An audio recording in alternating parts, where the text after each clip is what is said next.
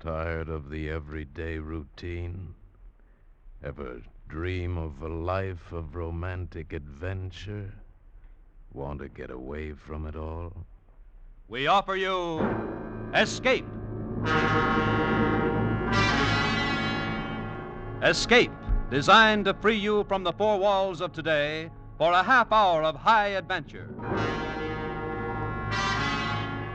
Tonight, we escape to the prison island of New Caledonia and to the murderous conflict between one of the prisoners and the monstrous Monsieur Denou, official executioner, as John Russell tells it in his terrifying story, The Red Mark.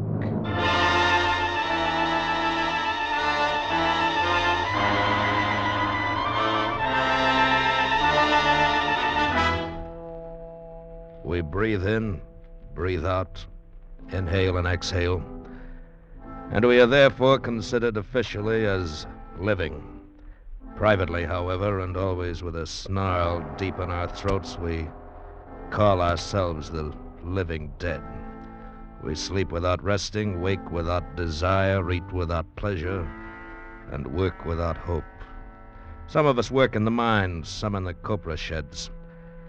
I myself am a barber, but all of us wear the same straw sandals and the same rough canvas jackets, and we are never allowed to forget that this is the penal colony of New Caledonia, that we are convicts, and that France is on the other side of the world. Hello, Jemai. What? I'll be sure. You startled me. I didn't hear you come in. You were daydreaming. You know how it is. I know how it is for you. But Jemai, for me, the dreams are at an end. My life as a convict is at an end. You have your ticket home? Of course I have my ticket. I've only 8 more days to go. 8 days. 3 weeks on the ship, and then France. Freedom, wine, music, the theater. Shut up! Oh, sorry, Jemai. You are my friend, my very good friend, but don't talk to me about France. I'm really sorry. You're leaving in 8 days, but I will be here for 13 more years. I know. I assume you wish to be shaved? If you'd be so kind. Be seated. Uh-oh. Jemai, look. What? Out the window there, coming across the compound. Ah, yes. Monsieur Denou and his ugly little assistant bomb beast. The vultures. It's no matter for concern. If one has a prison, one must have an executioner. Careful with that soap. Monsieur Denou is neither flesh nor fowl, neither a convict or an official master of the guillotine. He's a dog, a pig. But such easy work if one has a strong stomach. For merely pulling the cord on the guillotine only 3 or 4 times a year, he's permitted a house of his own, even a wife. He's a corpse who should be buried with a stake through his heart. I hate him. Oh, ignore him. He's nothing, an old bag of bones. He's the devil himself. Devil, huh? Jemai, if he were the devil, he would not be the stupid fool that he is. Ignore him, I tell you. I do. Ignore him, huh? It can't be done. Careful with that razor. Oh, I'm sorry. Are you trying to become an executioner yourself? Be sure. There's something you know about Monsieur Denou. Tell me what it is. Look, Jemai, you will say nothing until next week, until I've sailed? Nothing, I swear it. All right, I trust you. You know his wife, of course. You mean that little girl? Yes, from the fishing village down the coast. Zélie, her name is. Well, what about her? Do you not agree that she's beautiful? That marriage is a sacrilege. True. But you can't blame her. Monsieur Denou bought her from her family. It's disgusting. Of course. But is she not beautiful? I don't pretend to be a judge of these things. You know she is. Well, what about her? You asked, do I have my tickets to France? Yes. Yes, but not just one. More than that. I have 2 tickets. 2? Zélie is going with me. Oh, be sure you're out of your mind. No. But I would be if I left here without her. But can you not imagine what that man will do to you? He will do nothing because he knows nothing. He's a stupid fool. Oh, but my friend, you're young and you've forgotten. France, Paris, the world outside is full of beautiful women. It's foolish to run this risk for Zélie when there will be others waiting for you. But Jemai, I love her. You love her? And she loves me. I'll try to make her happy, make her forget. She's never been happy, Jemai. And she's a girl who ought to be very, very happy all the time. Now, if your hand is steady again, get on with my shave, will you?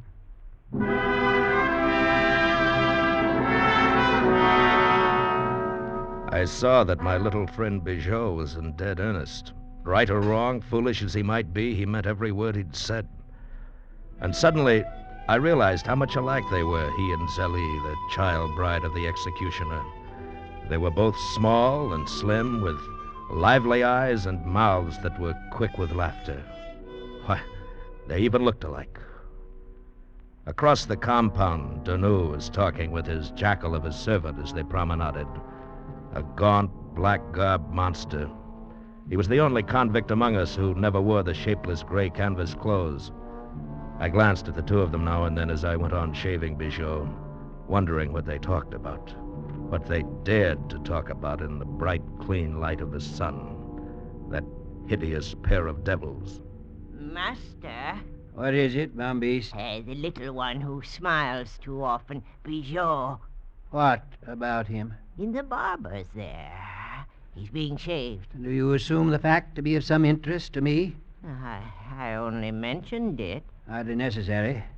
I was already aware the Bijot was there in the barber's hut being shaved. I'm sorry, Master. In fact, I am aware of several things that stupid little Bijot thinks are secrets. Being shaved, is he? We have a blade that could give him a closer shave. Bambiste? Oh, yes, Master. So close that he would never need another one. An interesting idea. Very interesting. I think Bijot has made rather a serious error in not realizing my cleverness. A mistake that may very well prove fatal.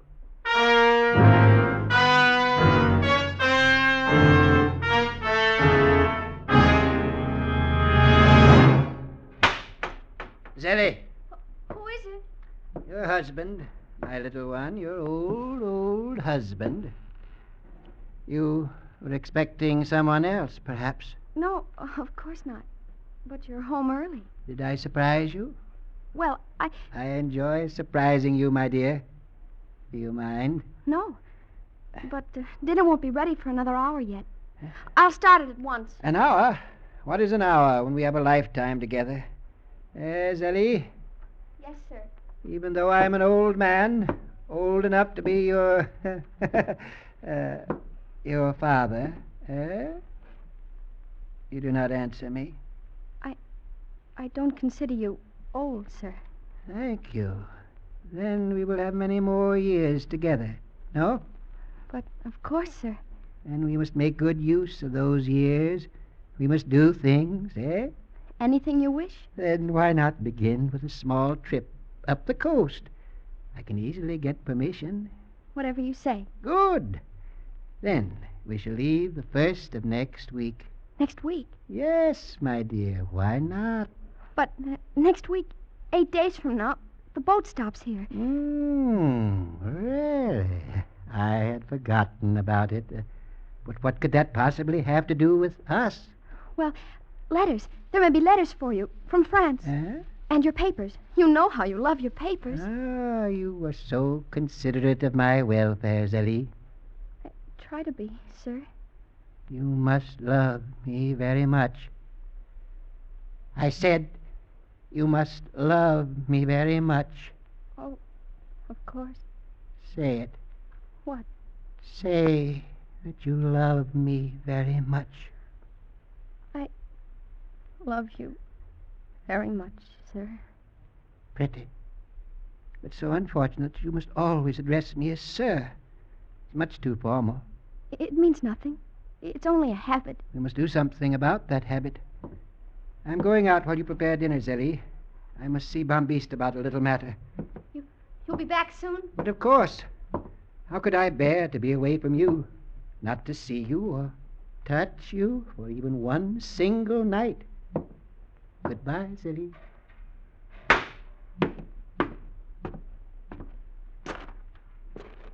Bambiste. Yes. Yes, Master. Bambiste, are you aware that we have Not worked in some time? True, not for a long time. Too long, eh, Bombiste? Oh, yes, Master. Much too long.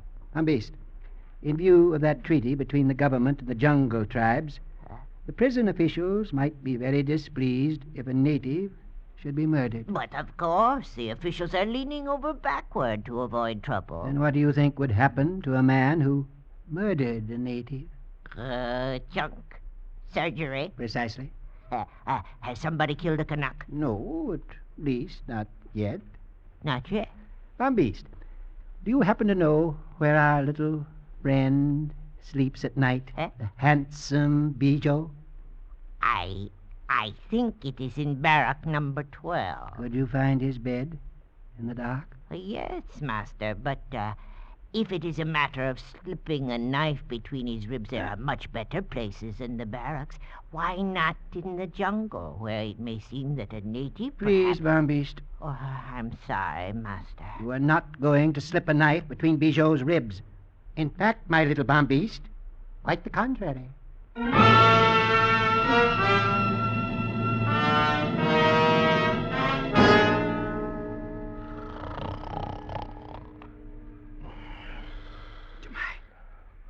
Jemai, wake up. Wake up, Jemai. Huh? Quiet, quiet. What? It's Bijou. Bijou? What do you want? Why are you awake? Jemai, something has happened. I'm not sure what it is. Oh, what do you mean? I awoke a moment ago. Some sound, I think. Jemai, I have something here to show you. What is it, Bijou? Wait. Let me strike a match. Look. He was holding a convict's jacket in his hands, made of gray cotton canvas. The number on the pocket was 2232, Bijou's own number. And the whole front of the jacket was splattered with bright red blood.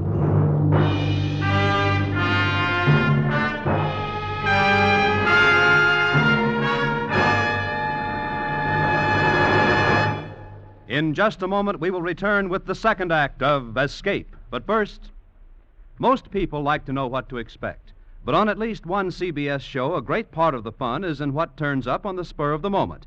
That show is Groucho Marx's great quiz, You Bet Your Life, heard every Wednesday night on most of these same CBS stations. Now we return you to the second act of Escape.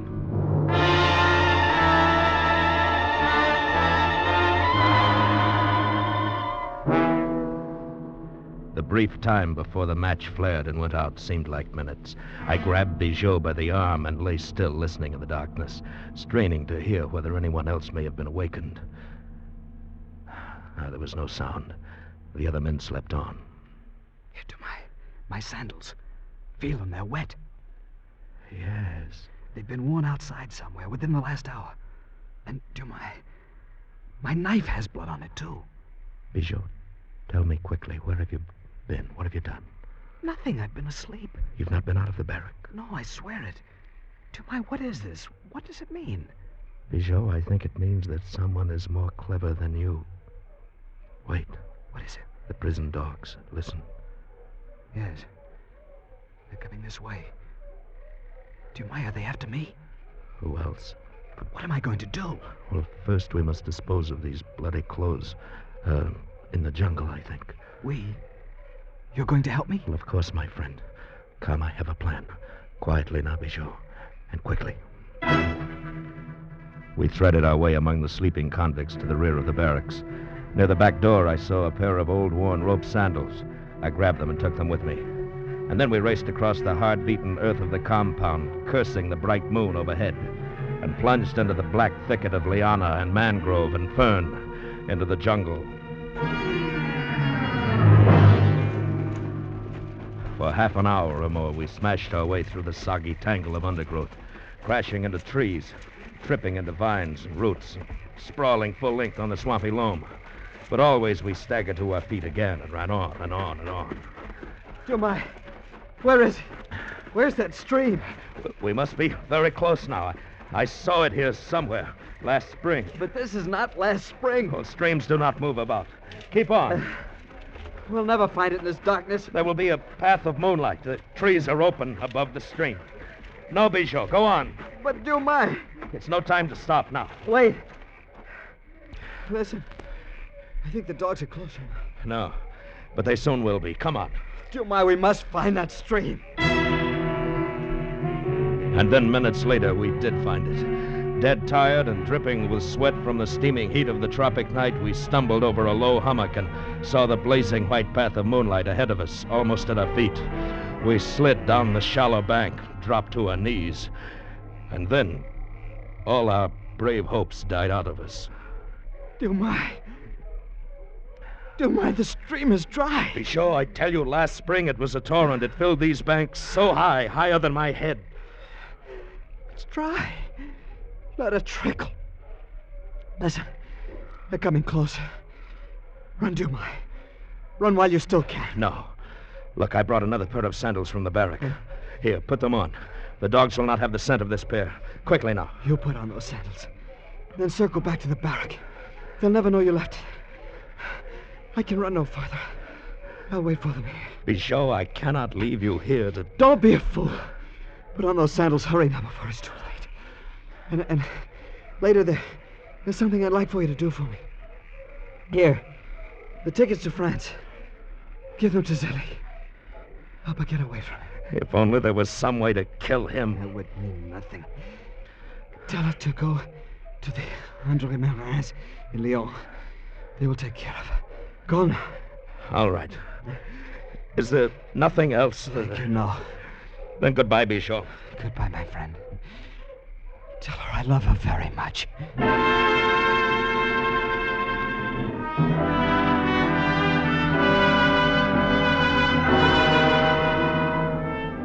Being a convict, I was, of course, not permitted to attend the trial of my friend Bichot for the murder of a native. There were 2 convicts present, however, 2 star witnesses who palmed the Bible reverently and swore to having seen Bichot commit the murder. 2 demons from hell, Monsieur Deneux and Bombiste. The trial was over in less than 2 hours. The verdict was not surprising. The sentence inevitable. Convict Bichot, you will rise and face the council. Have you anything more to say in your defense? Nothing I haven't said before. I'm innocent. I've killed no one. Then this council of the penal colony of New Caledonia, sitting as a special court of the Republic of France, finds you guilty as charged. As commandant of this prison, I order you to be taken to the compound of the camp at daybreak of the 2nd morning following, and there in the presence of your fellow convicts, to be guillotined.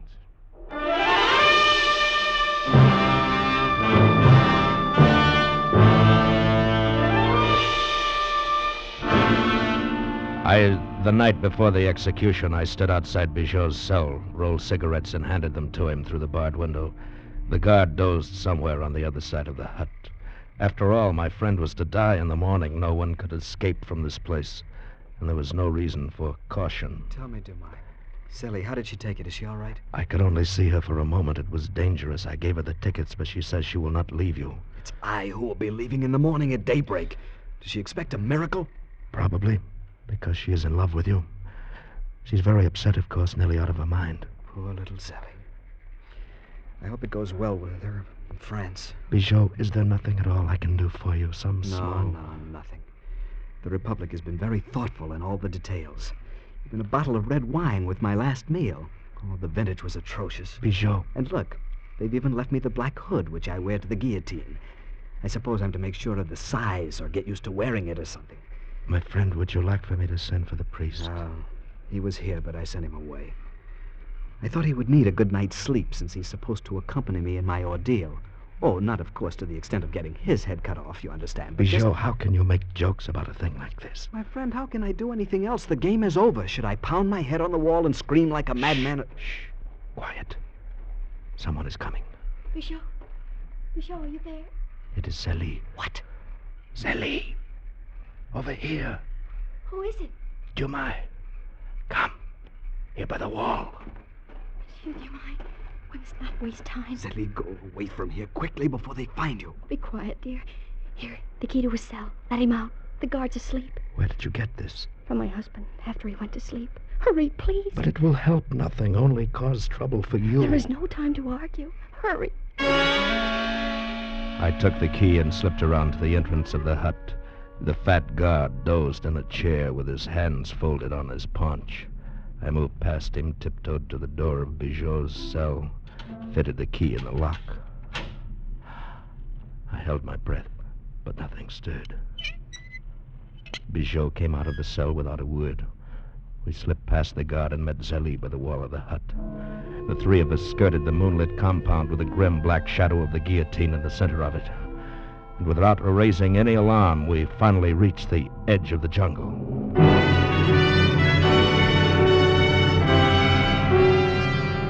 Zélie clung with a desperate grip to Bijot's hand and wept sometimes.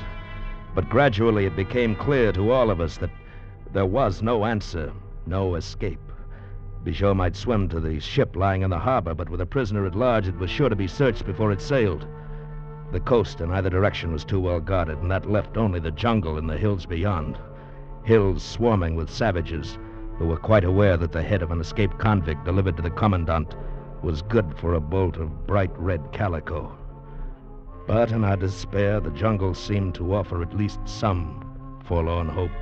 And so it was decided. Bijot would try to reach the western side of the island, and from there Australia, while Zélie would sail on the ship when it left in the morning and wait for word in Lyon. One thing was fortunate. She had brought the clothes Bijot had planned to wear to France. We could leave his convict garb in his cell and stop any trail.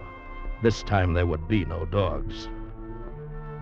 3 hours before dawn, after a long kiss for Zélie and a hand grip for me, Bijot turned and struck into the jungle, and Zélie broke into tears. He has no chance. The natives are bound to find him and kill him, Monsieur Dumas. You know he has no chance. Oh, he's very clever, Zélie, and brave. Of course there's a chance. I think he knows they'll kill him. I think he's only being kind to me. You're only speaking foolishness. You must be brave, too, you know. Brave? I could do anything for Bijot, except lose him. Well, you're likely to do that if we stay here any longer. It's too near dawn now, and we have to take those clothes back to the cell. You must go home and be ready to slip aboard the boat. Only a few days ago, I was so happy.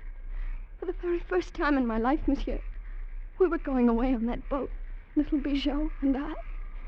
And now, Monsieur Dumas, I cannot go on living without him. I cannot bear to live without him.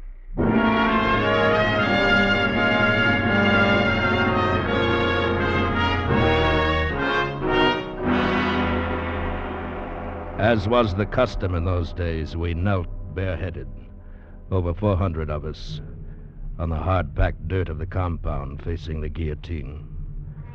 The morning sun burst suddenly over the eastern rim of the sea, its blood-red color fitting for the business at hand.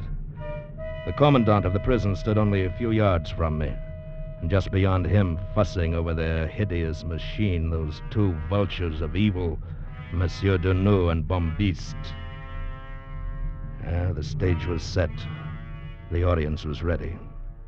And only I knew that the star actor would not make an appearance. Is everything in readiness, Monsieur Deneux? Quite in readiness, Monsieur le Commandant. Very well. Bring out the prisoner. I looked toward the cell hut and waited, keeping my face as blank as all those around me. And then a priest and a guard stepped out of the hut and came toward us, and walking between them, wearing the gray convict's uniform and the black hood of the condemned, was my little friend Bijot. One moment of shock, and then I suddenly understood his apparent agreement with our plans a few hours earlier. He had reasoned that by this time Zélie should be aboard the ship that had waited only for the tide to sail. She would not know of the execution for months, a year or more perhaps, and by then she would be settled safely in France. And so Bijot had come back to face his death. Bombiste, place the condemned prisoner on the rack. Yes, master. Of all of us in the compound that morning, the man who was to die seemed the least afraid and the least concerned of any. Though the hideous black hood covered his face and head to the shoulders, No hood nor prison clothes could hide the almost jaunty swagger of his walk.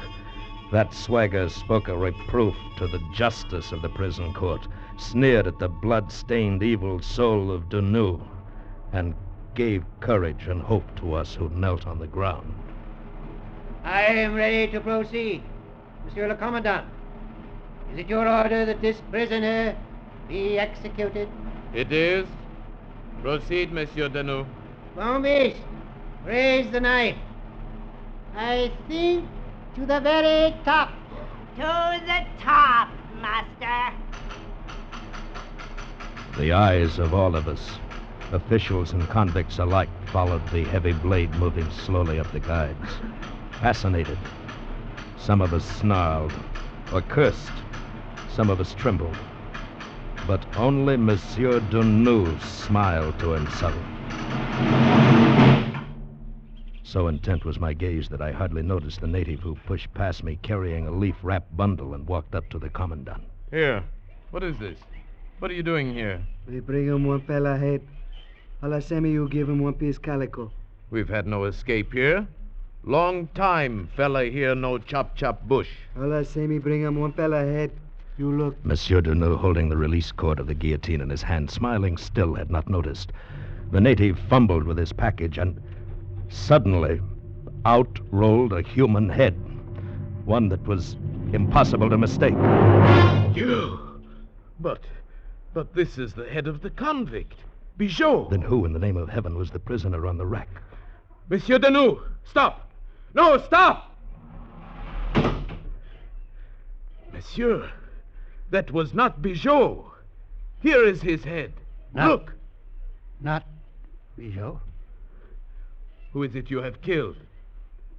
Pull off the hood and see. No, I'm afraid. Monsieur Denou, remove that hood. And then, suddenly, I knew. It was not necessary for me to see who Monsieur Denou had executed.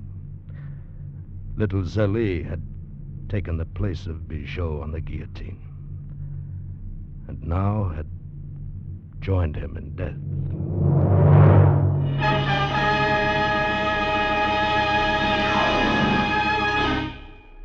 Escape is produced and directed by William N. Robeson.